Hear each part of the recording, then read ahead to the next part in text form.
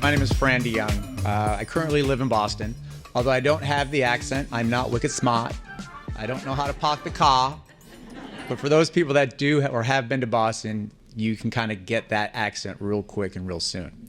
So I have today a few slides to go over, but it's really meant to be somewhat interactive. So I have some gift cards, not nominal dollars, so it's not going to impact anybody's W-2. But I do want to chat. The first one I have, and there's some Starbucks gift cards and some Target gift cards. So I'll ask some questions throughout the session here. And the first one is, who can name or who can put together Sweet Caroline in Boston? When is that song played? I see one hand in the back, but you're not eligible, young man. Okay, I heard Red Sox. Somebody, you got to be honest because I can give this away. So after every Red Sox game, they play Sweet Caroline at the end of the game. So, and the other thing is, if you go to a wedding in New England, more often than not, you're going to hear this song, Sweet Caroline. So.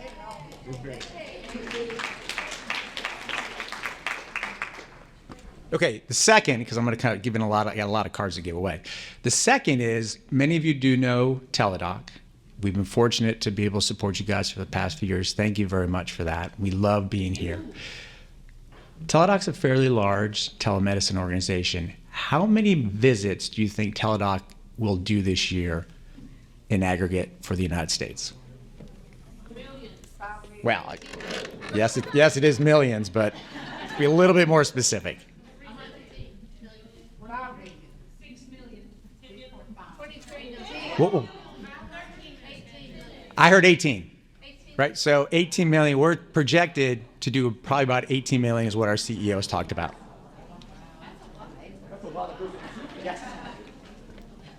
That's a lot of visits. And we'll talk a little bit about what that looks like and the infrastructure to be able to support that here in a second. But I'll jump into the presentation, and I think, do arrows work? Arrows do work, right? So this just talks our CEO's vision and mission. And it really, and I'm not going to read it, but aligns to what David talked about for local government. And it's really about having a positive impact on people's lives. Your mission statement talks about that. We try to align to that. And the way that we do that is provide health services. And again, we're talking telemedicine or virtual visit services for members to really take care of non-emergency needs. Michelle talked about with her family, with her young kids. We are available 24/7, 365. And again, the support group to be able to kind of provide that is fairly broad. We're available in all 50 states. So yes, you guys are here in Alabama, but let's say you're traveling to Alaska or somewhere else, you can call in and we have licensed physicians in all 50 states to be able to support that as well, which is really cool. So how does the service work? And it's really meant to be fairly straightforward and very intuitive. Members can utilize the mobile app, which is the majority of the way people do things these days. But you can also use a desktop application. You can just call in to it as well. We have a customer help support line that will connect with physicians as well with that. So it's meant to be fairly easy and intuitive to be able to do that. And when a member calls in, and I think this is part of the message to be able to communicate back out to the employees, is the simplicity, the ease of use of it, of using the application. Because when you call in, you have the ability, when you log in to download on the app, you can wait and a physician will connect with you on average about 7 to 8 minutes, right? That fluctuates a little bit depending on the time of year and the day, but generally it's less than 10 minutes to connect through with a physician, or you can set up a time when the physician will call you back. So if it's more convenient for you to be able to do it that way. So when you think about essentially the on-demand service and you think about 18 million visits, think about the infrastructure that is in place to be able to support that in terms of physicians that are quote unquote on call, which is interesting. So my next question on that is, approximately how many physicians do you think that Teladoc has available at any given time to be able to support members' needs? 72,000. So I heard 10,000, then that's pretty close. It's a little bit less than that. It's about 7,000. Woo, woo. Let me take it. Yeah, take it and get up. So we have on average about 7,000 physicians that are available to be able to support members' needs throughout the day. Okay, so when a member calls in, requests a visit, they'll actually fill out some basic information, right? Think of it as the clipboard that you might go when you visit your PCP. But it's just some information that allows the physician to kind of get a quick assessment as to what the issue is that the member is calling in about, making sure if there's any existing medications that the member's on or any type of previous conditions, so that then when he or she is making that diagnosis, they can kind of take into account a variety of different factors appropriate to that individual. When they talk to that physician, typically it's 5 to 10 minutes. Could be a little bit longer, could be less, depending on the condition. If it's for yourself, it's for a family member. But 92, 93% of the time, the physician's able to kind of diagnose and treat that issue in a one-time basis. Right, so it's usually oftentimes maybe if they have a sore throat, the physician may recommend an over-the-counter medication or a prescription. We'll talk about that in a second. And then it's done. A member can come back for a follow-up, but again, over 90% are going to be done the first time, kind of one and done, which is really the goal. The goal here is, avoiding an urgent care, avoiding the emergency room for this type of treatment. And the good news here, and I'll talk a little bit about it, but there's no cost to the member. Right, so it really does help bend that cost curve a little bit for your organizations and your groups, and there's no out-of-pocket cost to the member at all, which is fantastic. And then as kind of alludes to the last one, getting that one-time resolution. If the diagnosis is that a prescription needs to be filled, the physician can do that, write that script and have it sent to that pharmacy. And I was talking with a couple of you earlier today when you came over to the table, and thank you so much for the testimonials. They were fantastic. I got one that as soon as she got off the phone with the physician, she got a call from CVS or Walgreens and said that her prescription was ready.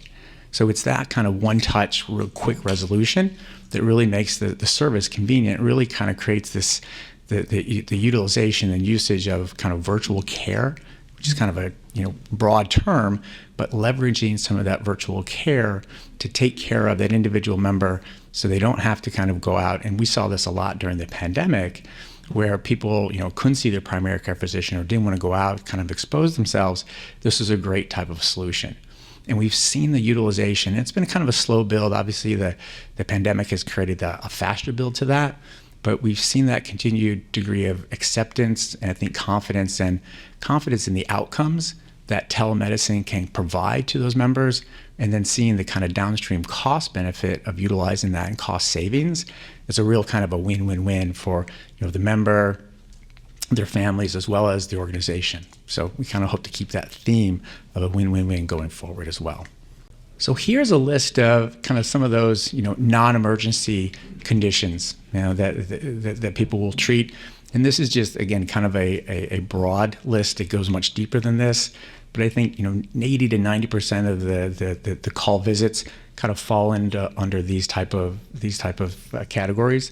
So as you're communicating out, again, I kind of use the broader term non-emergency needs for the member, their spouses, and their families can be utilized in a telemedicine and Teladoc environment. And oftentimes the initial thought is if I can keep it top of mind, if I can keep Teladoc relevant or top of mind when they have a condition occurs, the next time it becomes a little bit more, hey, I had a good outcome with that. Now I can use it more because I didn't have to leave my home. I didn't have to take my an hour or two off of work to take my kid into his primary wait or to the urgent care and wait. So the more people use it, the more it becomes kind of part and parcel, but it's creating kind of, hey, when can I use this? When should I use this? And here's just a good example of some of the issues that it can help treat. All right, trivia question. I've got a couple left. Michelle mentioned that, it's available 24/7, 365. My question is it available in all 50 states? Yes, I heard a yes and a hand up there somewhere. I saw her first. Well, you see it, you get it. You get it, girl. So here are just kind of some of the highlights, and I think this communication material is going to be available. Michelle will make it available to send out. But the thought is if we can kind of keep it very simple, a couple bullet points that can be relevant to the member that they can remember, and know that it's a service that is very turnkey, very kind of linear. There's not a lot of incremental moving parts. 1, 2, 3, and I typically can't count past 3 anyway, so it usually works out. Scripts can be sent to any pharmacy there. The information, the doctor's notes from the Teladoc physician, you as the individual have the ability to send that to your PCP. It can be sent as a fax, it can be sent as a PDF, whatever modality works best for that individual and their primary care physician's office, right? So we want to be able to be as transparent with that information and be able to kind of provide, if there's any scripts that's being written, right? It's good to have your primary, so know that as well. So the left hand knows what the right hand's doing, which is oftentimes a challenge in healthcare in general, left hand, right hand. Accessibility is one of the things that we continue to kind of focus on. It's available out of the box in both English and in Spanish, but we also support up to 250 additional languages through a translation line that we can incorporate. So we want it to be as ubiquitous as possible. We also support sign language for those members that may kind of fall within that particular category as well. And we want to make it, as I talked about, the process, if you've ever been to the app, the mobile app, it's very linear and straightforward. And through that process, what we found is people stick with it. Conversely, if you make it too clunky, people don't want to kind of engage in it. So we try to kind of eliminate a lot of those challenges. And generally speaking, if you look at the mobile app, I think it's got over 400,000 reviews at this point. It's just kind of mind-boggling, but it's fairly highly rated. And again, with the general thought, if you keep it simple, people will kind of come back and use it again and again. So here's just some of the advantages. I'm just kind of recap a few things that we talked about before. Super convenient, easy to use. You can be anywhere you're at as long as you're your smartphone. You can log in anywhere and use it anywhere in the country. With that large group of physicians, we have a very, very high standard of clinical quality and clinical requirements for our physicians. So know that while, yes, it's a large group, they all adhere to a very high standard of telemedicine and just general medicine practices overall, and we continue to review that behind the scenes. So as much as you kind of think of that physician front end, the back end to be able to support that is fairly significant, and it's all grounded in that clinical quality element and component. And then the last one there, just the utilization and the savings associated with the program. It continues to get higher and higher each year, and especially as the claims costs and the inflation that David talked about earlier continue to go up.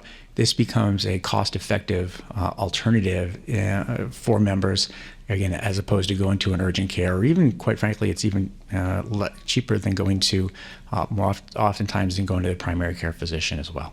And again, here's just some of the impact numbers that we see, and generally, people like this. Once they've used it one time, they generally seem more comfortable, they're more confident in it, and they tend to come back and use it more and more. And a lot of people came over to when I was at the table, was like, hey, I've used it once, or my family members used it, and okay, it was easier to use the next time, or my husband or my partner used it as well.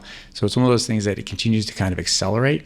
And especially those folks in places where access to physicians, even now, primary care physicians, you might be waiting 2, 3, 4 weeks to get in front of your PCP.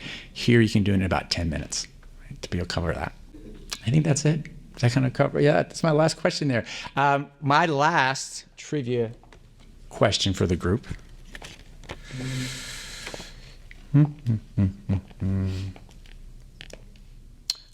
How many Teladoc visits can a person have within a month? Unlimited.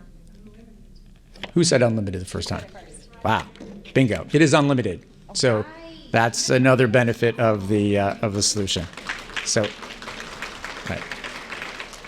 So I know I hit a high level, but any general questions for the group that I might be able to answer? Oh, I can't see it. I don't have a mic. Where's the mic? I'm coming. Mine's just a curiosity question. How do these doctors get paid?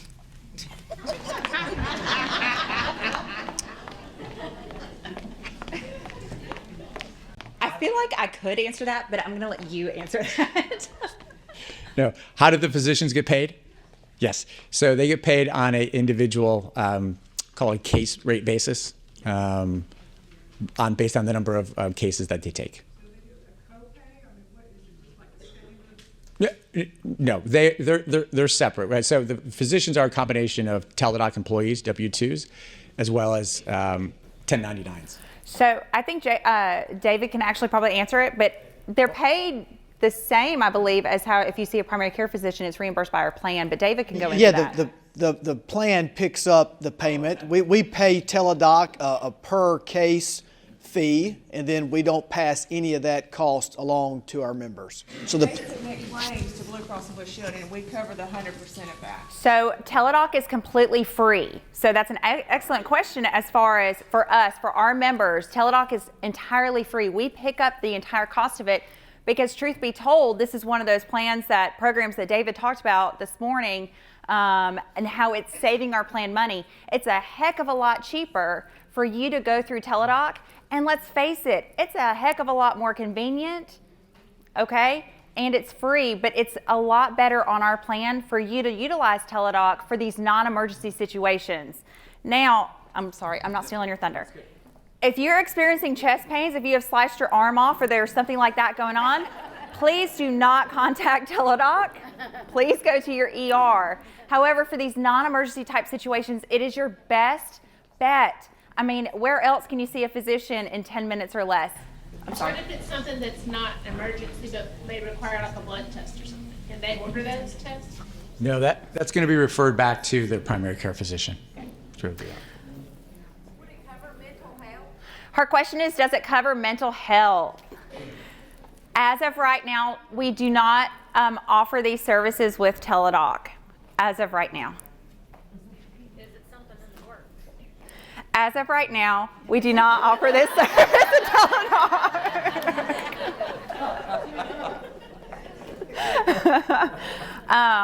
Of course, we do have mental health benefits. So you get 24 visits per year to $14 copay per visit. So now whether or not that's to come into the future, we are looking at expanding those benefits.